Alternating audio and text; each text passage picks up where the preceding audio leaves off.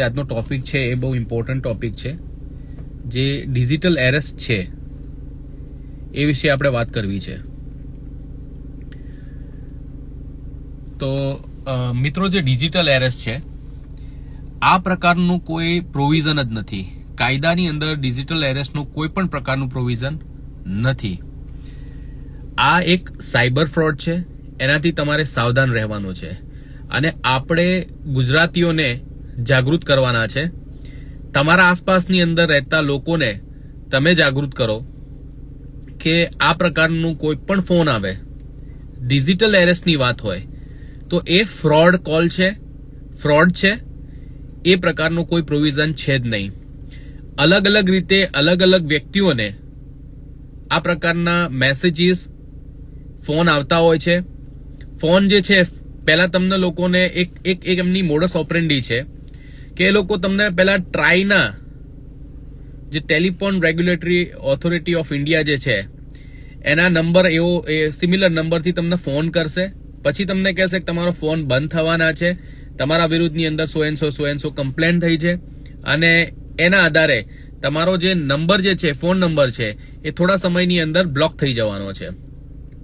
અને એના પછી તમને ઇન્ફોર્મેશન આપે છે કે આવી રીતના તમારા વિરુદ્ધમાં ફરિયાદ ફાઇલ થઈ છે, તમને અમે ટ્રાન્સફર કરીશું, તમને આ ડિપાર્ટમેન્ટમાં અમે ટ્રાન્સફર કરીશું. અલગ અલગ ડિપાર્ટમેન્ટની લોકો મોડસ ઓપરેન્ડી ચલાવતા હોય છે. જેવી રીતે કહે છે કે એન્ફોર્સમેન્ટ ડિપાર્ટમેન્ટ છે, CBI છે, પોલીસ ડિપાર્ટમેન્ટ છે, ઇન્કમ ટેક્સ ડિપાર્ટમેન્ટ છે, બરોબર.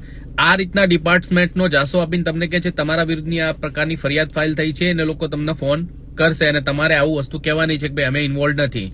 પછી એ લોકો તમને વિડીયો કોલ કરે છે. હવે વિડીયો કોલની અંદર હુબેહૂબ સેટઅપ હોય છે. જેવી રીતે જો પોલીસ ડિપાર્ટમેન્ટનું હોય તો એ વ્યક્તિ જે છે એને પોલીસ અધિકારીનો ડ્રેસ, યુનિફોર્મ પહેર્યો હશે, બરોબર. અને એ તમને કહેશે કે હું આ અધિકારી બોલું છું, આ જગ્યાએથી બોલું છું. મોસ્ટ ઓફ એ લોકો હિન્દીમાં વાત કરે છે. ઘણી વખત ગુજરાતની અંદર બી આ મોડસ ઓપરેન્ડી ચાલુ થઈ જાય છે તો એ લોકો ગુજરાતીમાં પણ વાત કરતા હોય છે. તો એ લોકો જે છે હું આ અધિકારી બોલું છું, આ રીતે તમારા વિરુદ્ધની અંદર ફરિયાદ ફાઇલ થઈ છે, અથવા તો એવું કહે છે કે ભાઈ તમારા નામે, તમારા આધાર નંબર ઉપર ને તમારા એડ્રેસ ઉપર એક પર્ટિક્યુલર ફોરેનથી કોઈ કુરિયર આવેલું છે.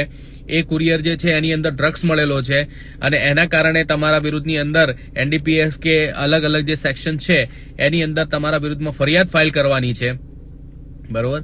અને એ પ્રમાણે તમને ડરાવી, ધમકાવી અને તમારા ડરનો લાભ લઈ એ લોકો તમારી જોડેથી અલગ અલગ એકાઉન્ટની અંદર પૈસા ટ્રાન્સફર કરાવે છે અને એ તમારા જે હાર્ડ એન્ડ અર્ન મની હોય છે એ લોકો સાયબર ફ્રોડ દ્વારા લૂંટી જાય છે. તો મિત્રો, એક વસ્તુ છે, આપણે આપણા આજુબાજુમાં રહેતા લોકોને જાગૃત કરવાની જરૂર છે, જેથી કરીને આવા કોઈ પણ પ્રકારના સાયબર ફ્રોડનો આપણા પરિવારના વ્યક્તિઓ અથવા તો આપણા આજુબાજુમાં રહેતા વ્યક્તિઓ સાયબર ફ્રોડનો શિકાર ન થાય, બરોબર. તો આવું સાયબર ફ્રોડ અને ડિજિટલ એરેસ્ટ, તો ડિજિટલ એરેસ્ટની કોઈ જોગવાઈ જ નથી. કોઈ વ્યક્તિ એમ કહે છે તમને કે તમને ડિજિટલ એરેસ્ટ કરવામાં આવે છે તો એમનો ચોખ્ખું કહી દો કે ભાઈ કાયદાની અંદર ડિજિટલ એરેસ્ટની જોગવાઈ છે જ નહીં. આપણા ભારતના માનનીય પ્રધાનમંત્રી શ્રી નરેન્દ્ર મોદી સાહેબે પણ આ વસ્તુનું જે છે મન કી બાતની અંદર ઉલ્લેખ કર્યો છે કે ભાઈ ડિજિટલ એરેસ્ટના નામે ફ્રોડ થઈ રહ્યું છે. આપણી જે ગુજરાત સાયબર ની ટીમ છે, પોલીસ ડિપાર્ટમેન્ટની ટીમ છે, એ લોકો પણ જાગૃતિ માટે પ્રયત્ન કરી રહ્યા છે. ગૃહ ડિપાર્ટમેન્ટમાંથી એના પરિપત્રો બહાર પડેલા છે. અલગ અલગ જે મીડિયા હાઉસ છે એ લોકો પણ ડિજિટલ એરેસ્ટ જે છે એના ઉપર અવેરનેસ કરી રહ્યા છે.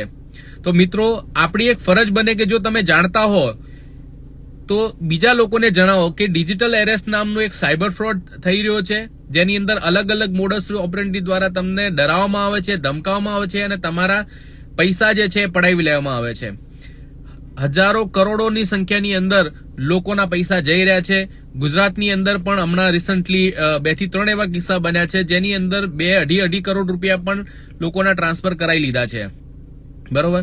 તો આશા રાખું છું કે આ જે છે વિડીયો, આ વિડીયોને તમે વધુમાં વધુ શેર કરો અને વધુમાં વધુ લોકોને જાગૃત કરો. તમે પોતે જણાવો, તમે વાત કરો લોકો જોડે કે ડિજિટલ એરેસ્ટ નામનું આવી જે છે એ પ્રોસેસ છે જ નહીં. કાયદાની અંદર ડિજિટલ એરેસ્ટની જોગવાઈ છે નહીં અને ડિજિટલ એરેસ્ટ જે છે એ સાયબર ફ્રોડ છે. તો મિત્રો સાવધાન રહો, સુરક્ષિત રહો અને બીજા લોકોને પણ સુરક્ષિત રહેવાની અંદર મદદરૂપ થાઓ. આપ સર્વોને જય માતાજી. Thank you very much. જય હિન્દ, જય ભારત.